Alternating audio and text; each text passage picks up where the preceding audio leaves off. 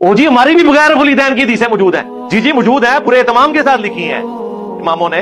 इमाम तिरमिजी ने लिखी और अल्लाह के फजल से लिखने से पहले ही साथ लिख दिया। हाँ, रफुल यदैन वाली हदीस 256 नंबर पे लेकर साथ लिखा कि अब्दुल्ला इब्न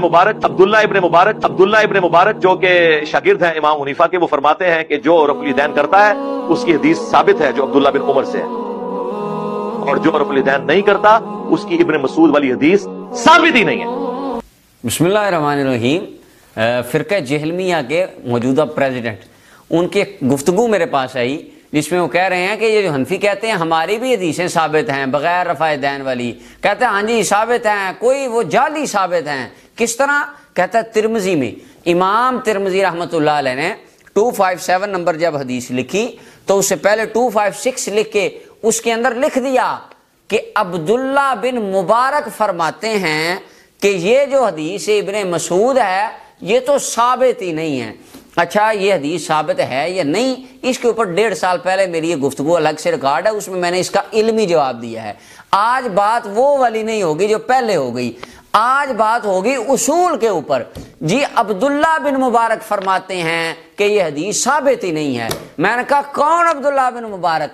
वो बाबा, वो जो अहले सुन्नत का सूफी और सुन्नियों का पीर है, वो फरमाता है। और आपके नजदीक तो ये काम ही शिरक है, तो आप किस मुंह से इब्ने मुबारक रहमतुल्लाह अलैह को कोड कर रहे हैं और आपका क्या ताल्लुक है इब्ने मुबारक से? और दूसरी बात यहाँ ये है कि अब्दुल्ला बिन मुबारक फरमाते हैं, अब्दुल्ला बिन मुबारक का फरमाना कुरान है या हदीस है? और आपका तो उसूल है कि हम तो सिर्फ कुरान को मानते हैं या सही हदीस को मानते हैं। तो अब्दुल्ला बिन मुबारक की बात कुरान है या सही हदीस है? वो तो कुछ भी नहीं है, तो आप इस बात को क्यों मानते हैं? ये एक उसूल है, इसका क्या जवाब होगा?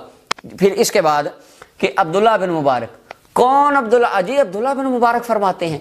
कौन अब्दुल्ला बिन मुबारक फरमाते हैं? वो अब्दुल्ला जो सूफी था, जो बाबा था, 20,000 हदीस को रिवायत करने वाला, और साथ ही साथ अहले सुन्नत व जमात और उस वक़्त के उलमा और उस वक़्त के तुलबाए किराम का शेख, पीरो मुर्शिद, अल्लाह का वली और सूफी था।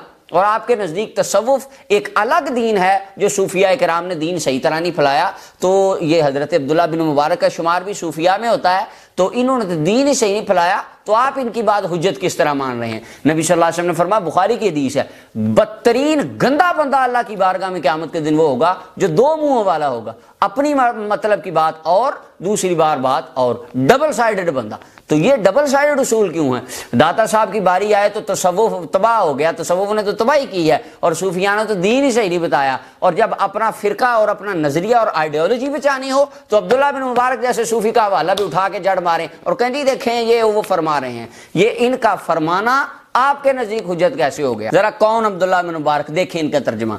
20,000 हदीस को नबी सल्लल्लाहु अलैहि वसल्लम की रिवायत करने वाले, और इनकी शान में उलमा मुहद्दिसीन के बेशुमार। सुफियान सौरी फरमाते हैं, मेरा दिल चाहता था कि मेरी सारी जिंदगी अब्दुल्ला बिन मुबारक 1 साल के बराबर हो जाए। मैंने ट्राई किया उनकी जिंदगी को अपनी जिंदगी के ऊपर इंप्लीमेंट करना, लेकिन मैं 3 दिन भी उनकी जैसे नहीं गुजार सका। ऐसी जिंदगी थी अब्दुल्ला बिन मुबारक की। और अब्दुल्ला बिन मुबारक कौन थे? इकमाल व तहज़ीबुल कमाल में ये हजरत अब्दुल्ला बिन मुबारक के बारे में मनकूल है। अब ये मुहद्दिसीन कह रहे हैं, ये कि मैं किसी सूफी की बात करता हूं तो कहते देखिए सूफिया के हवाले देते हैं, बाबे तो शाही कोई नहीं। अब ये वो बाबे हैं जिनकी राटा आपने लगाई हुई है। अब अबू वहाब कहते हैं, मर्रा अब्दुल्लाह बिरजुलिन आमा, हजरत अब्दुल्ला बिन मुबारक एक नबीना बंदे के पास से गुजरे। फ़क़ाल असअलुका अन तदउ ली, वो कहते हैं हुजूर मेहरबानी करें, मेरे लिए दुआ करें। फ़दआ लहू फ़रद्दल्लाहु अलैहि बसरा, हजरत जनाब अब्दुल्ला बिन मुबारक ने दुआ की, इनकी दुआ की बरकत से अल्लाह ने नबीने की आंखों को रोशन फरमा दिया। मैं कह दूं गौस पाक ने दुआ की तो नबीने को आंखें मिल गई, तो कहते कहानियां, ये आप भी कहानियों वाले बाबे की बात कर रहे हैं। ये कहानियां मुहद्दिसीन किराम ने लिखी हैं।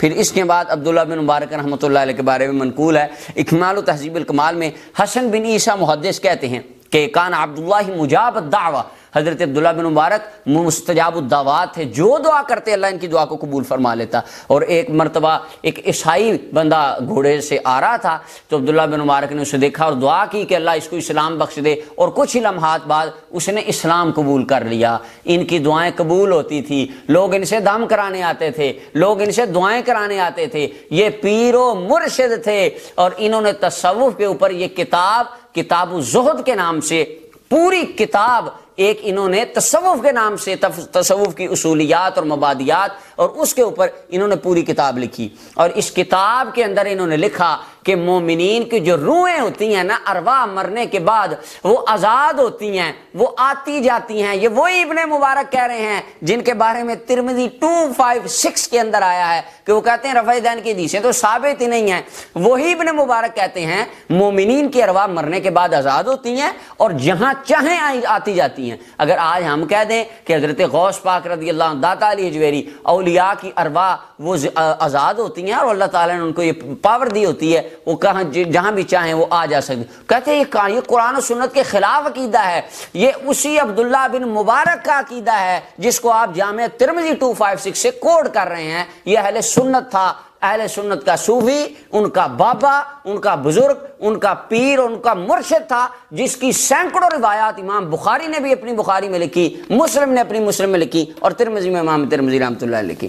تو ابن مبارک کی یہ عقیدے ہیں۔ اگر آپ 256 عبداللہ بن مبارک فرماتے ہیں یہ ثابت نہیں، اگر آپ یہ بات مانتے ہیں تو عبداللہ بن مبارک کی یہ عقیدے بھی مانتے ہیں، اگر یہ نہیں مانتے اس کو کیوں مانتے ہیں؟ حضرت عبداللہ بن مبارک کا عقیدہ اکمال و تہذیب الکمال میں موجود ہے۔ فرماتے ہیں حضرت عثمان غنی رضی اللہ عنہ، حضرت طلحہ، حضرت زبیر رضوان اللہ علیہم اجمعین، ان کا احترام، تعظیم، تکریم سے ان کا نام لیتا ہوں۔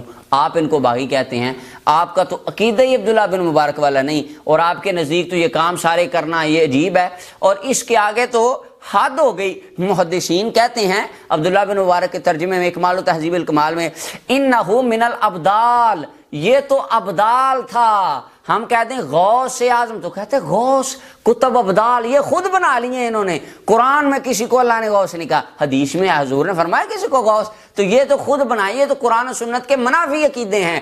تو جن محدثین کی آپ بات کرتے ہیں وہ محدثین کہہ رہے ہیں کہ یہ عبداللہ بن مبارک ابدال تھے، اور ابدالوں کے سربراہ کو غوث اعظم کہا جاتا ہے، تو یہ اس سے نچلے درجے کے ابدال تھے۔ ان کی بات آپ کے نزدیک حجت ہے تو غوث اعظم کی بات آپ کے نزدیک حجت کیوں نہیں؟